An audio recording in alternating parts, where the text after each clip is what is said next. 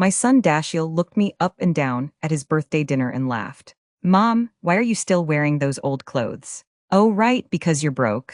His wife Greer giggled into her wine glass. I'm Aurelia Thorne, 63 years old, and I'd just driven 2 hours to celebrate my son's 38th birthday.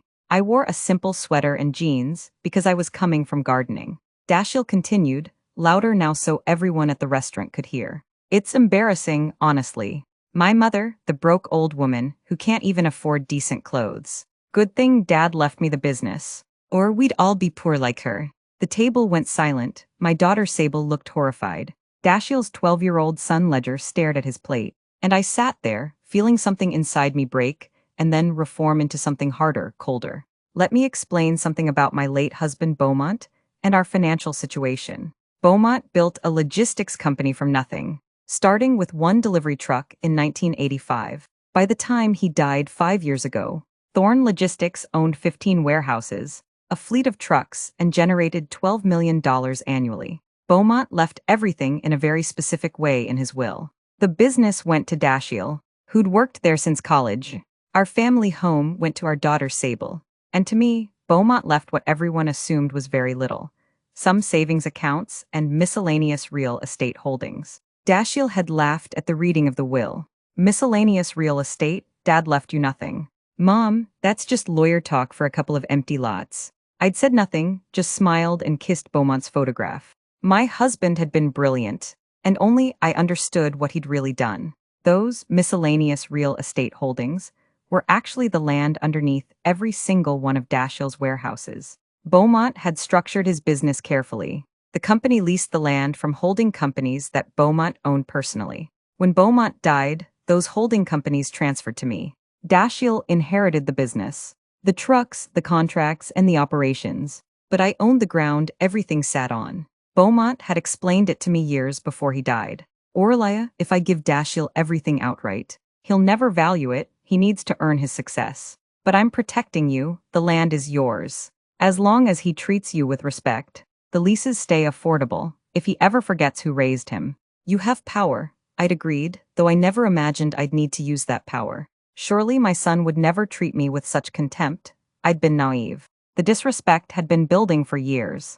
After Beaumont died, Dashiell changed. He started making comments about my appearance, my age, my relevance. He'd roll his eyes when I gave advice. He'd schedule business meetings during family events, so I'd be excluded. Greer was worse, constantly suggesting I should move to a more appropriate, smaller apartment, sell my car because seniors shouldn't drive, and stop embarrassing them at social functions. I'd tolerated it because I loved my grandson Ledger and wanted to maintain family peace. But tonight, calling me a broke old woman in public, laughing at my clothing, being grateful his father had left him the business so we wouldn't all be poor like her, that crossed a line. I finished my meal in silence, hugged Ledger goodbye, and drove home. The next morning, I called my real estate lawyer, Mr. Calloway Reeves. Mr. Reeves, I need to review all the lease agreements between my properties and Thorne Logistics. There was a pause. Mrs. Thorne, those leases are very favorable to the business. Your late husband structured them with below-market rates and long terms. Is everything all right? I told him what Dashiell had said. Mr. Reeves was quiet for a moment. Mrs. Thorne, you have options. Those leases contain standard clauses allowing termination with proper notice. You also have the right to sell the properties to any buyer you choose. I asked him to prepare a full analysis of my options and their legal consequences. 3 days later, he sent me a comprehensive report. Reading it, I understood the full scope of power Beaumont had given me. I owned the land under 13 of Dashiell's 15 warehouses. Without those locations, his business would collapse. Beaumont had given me the nuclear option, and I was considering using it. I didn't act immediately. I wanted to give Dashiell a chance to apologize, to show he'd just had a bad night. But weeks passed with no contact. I finally called him. Dashiell, I'd like to have lunch and talk. He sighed heavily. Mom, I'm really busy. The business doesn't run itself. I persisted. Please, sweetheart. It's important. He agreed reluctantly to meet me at a cafe near his office. When I arrived, he was already annoyed. Checking his watch, I have 30 minutes. What do you need? I asked gently why he'd called me broke and embarrassing at his birthday. Dashiell shrugged. Mom, I was joking. You're too sensitive, besides. It's true, Dad left me the business because he trusted me to run it. He left you some land because, honestly, what else could you handle? The casual cruelty in his voice was worse than the public humiliation had been. Do you know what land he left me? I asked quietly. Dashiell waved his hand dismissively. Some empty lot somewhere, who cares? Look, Mom, the business is doing great. I've grown revenue by 30% since Dad died. I'm successful, and frankly, I did it without your help or input. He stood up. I need to get back. Was there anything else? I looked at my son. This man I'd raised, nursed through illnesses, supported through failures, celebrated through victories. And I realized he'd never valued any of it. To him, I was just a broke old woman taking up his valuable time. No, I said softly, nothing else. Thank you for meeting me. He left without hugging me, without paying for my coffee. Without looking back, I sat there for an hour, making my decision. Then I called Mr. Reeves and told him to proceed. Mr. Reeves prepared notices of lease termination for all 13 properties. California law required 90 days notice for commercial leases of this type. I also contacted Miss Venetia Cross, a business broker who specialized in commercial real estate. I have 13 prime warehouse locations in Southern California, all currently leased but will be available in 90 days. Can you find buyers? Miss Cross nearly choked. Mrs. Thorne, those locations are extraordinarily valuable. Prime logistics real estate, yes. I can absolutely find buyers. May I ask why you're selling? I told her my son had called me broke. She was quiet for a moment. Mrs. Thorne, these properties are worth approximately $43 million total. You're the opposite of broke. I smiled for the first time in weeks. I know, my son doesn't. The termination notices were sent via certified mail to Thorne Logistics on a Monday morning. Dashiell called me at 3 p.m. that same day, screaming, "What the hell is this? You're terminating our warehouse leases. You can't do this." I kept my voice calm. I can actually, I own the land. The leases have standard termination clauses. Everything is legal and properly documented. Dashiell was sputtering with rage. This is insane. You're destroying the business Dad built. Why would you do this? I let the silence stretch. You called me a broke old woman who couldn't afford decent clothes. You said you were grateful your father left you the business, so we wouldn't all be poor like me. You've treated me with contempt for years. I gave you a chance to apologize, and instead you told me I was too sensitive and couldn't handle anything important. Dashiell's voice changed, became calculating. Mom, I was joking. You know I didn't mean it. Come on, let's talk about this reasonably. I am being reasonable, I said.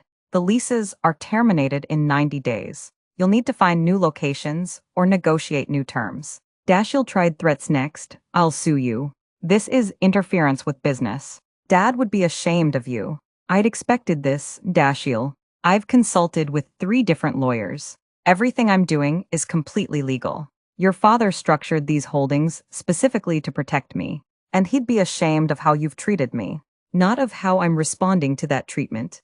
Dashiell hung up an hour later. My daughter Sable called, crying. Mom, what's happening? Dashiell called me screaming about warehouses. He says you're destroying the family business. I explained everything to Sable, including the years of disrespect. Sable was quiet. Mom, I had no idea he'd been so cruel. I'm so sorry. At least one of my children still had a heart. Over the next week, Dashiell tried everything. He sent his lawyer, who confirmed I was within my legal rights. He sent Greer, who cried and said I was being vindictive. He even sent 12-year-old Ledger, which infuriated me. Using a child to manipulate me crossed yet another line. I told Ledger gently that this was between adults and had nothing to do with him. Then I called Dashiell. If you ever use your son as a messenger again, I'll sell every property immediately without giving you a chance to negotiate new terms. Dashiell backed off temporarily. But he still didn't apologize. He still didn't acknowledge that his behavior had caused this. He only cared about the business consequences. Meanwhile, Miss Cross had found multiple interested buyers. Mrs. Thorne, I have offers totaling $47 million. These properties are in extremely high demand. I told her to prepare sale documents but wait on my signal. At the 60-day mark, Dashiell finally requested a formal meeting. He came to my house with his accountant, Mr. Holbrook, and his lawyer. They sat in my living room with serious faces. Mr. Holbrook spoke first. Mrs. Thorne, we've analyzed the situation.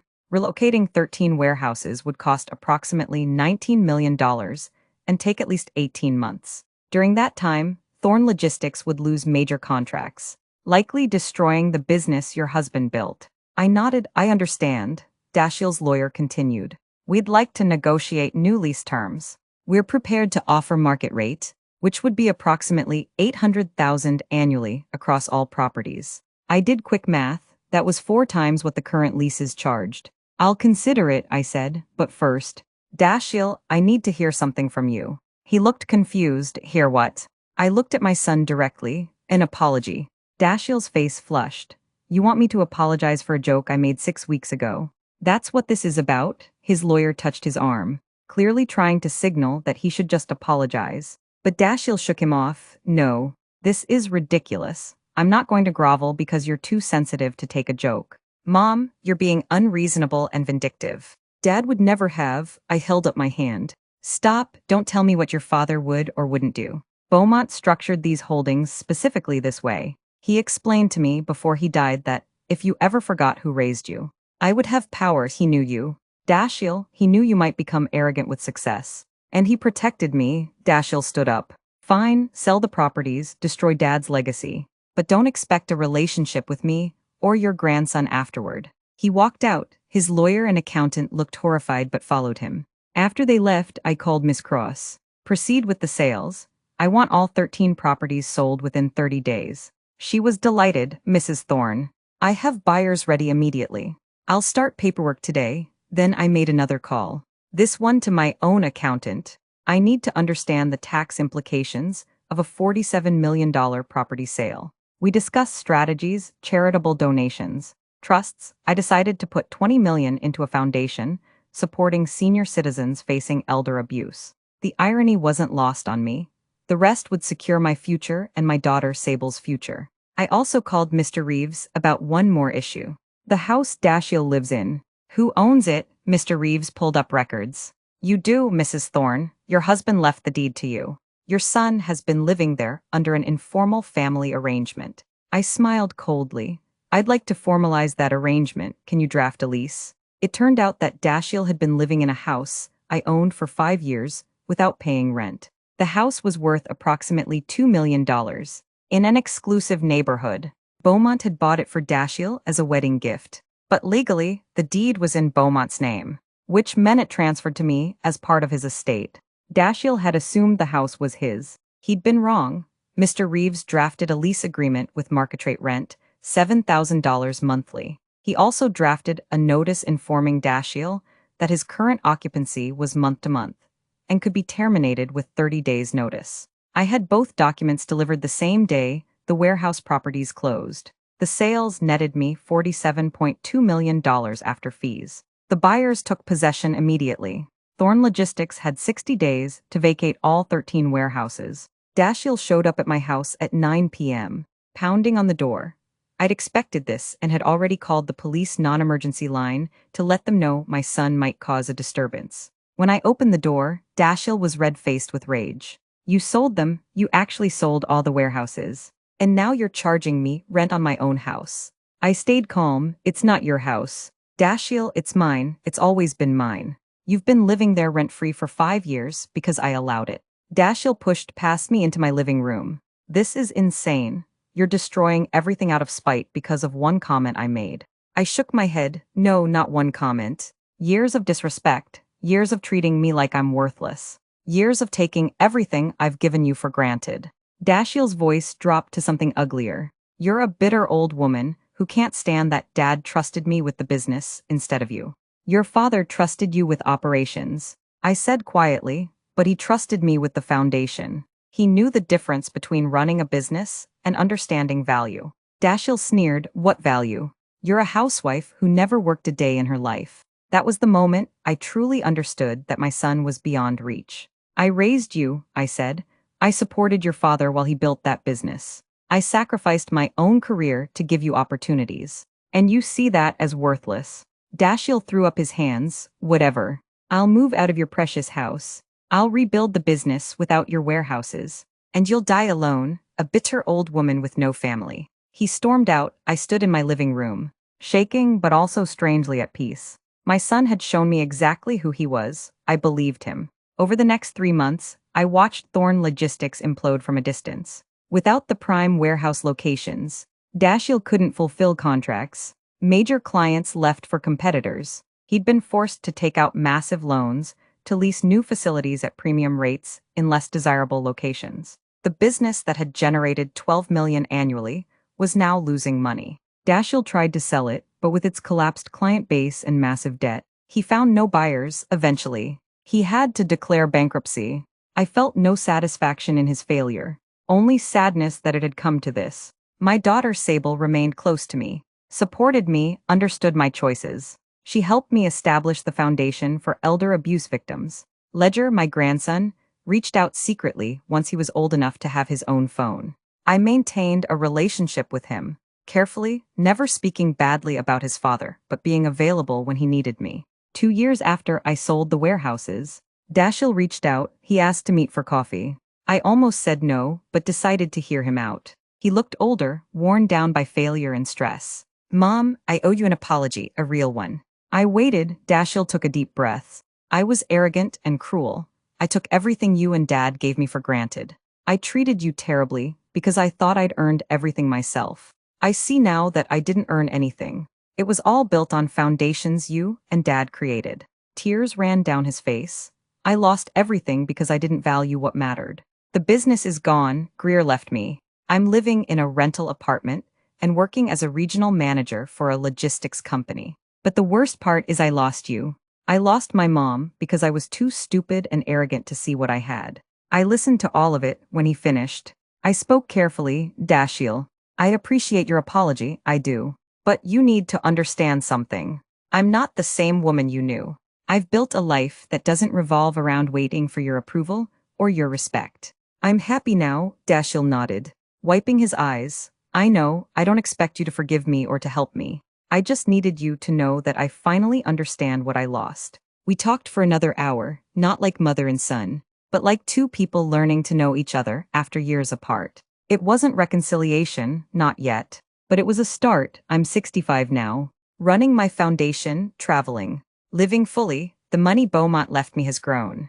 I'm far from broke, and I've learned that sometimes the people who call you weak are terrified of your actual strength. My son learned that lesson the expensive way. I hope someday we'll rebuild our relationship, but I'll never again accept disrespect from anyone, including my own children. If this story resonated with you, please subscribe and comment where you're watching from. Never let anyone, including family, treat you as worthless. Protect your assets, know your value, and remember that sometimes the kindest thing you can do is let people face the consequences of their choices. Thank you for listening. Always maintain separate property documentation.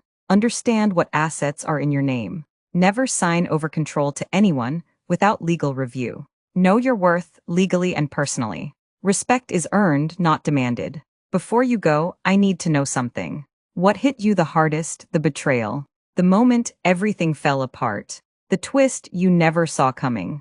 Drop it in the comments right now. And tell me what you want to see next. Medical fraud, family secrets, financial crimes, hidden identities. Your ideas become our next stories. If this story kept you glued to the screen, hit that like button. If you want more shocking true stories that expose the truth, subscribe and turn on notifications so you never miss what's coming next. Thanks for letting me share this story with you. The next one drops soon, and it's going to shake you even harder. See you there.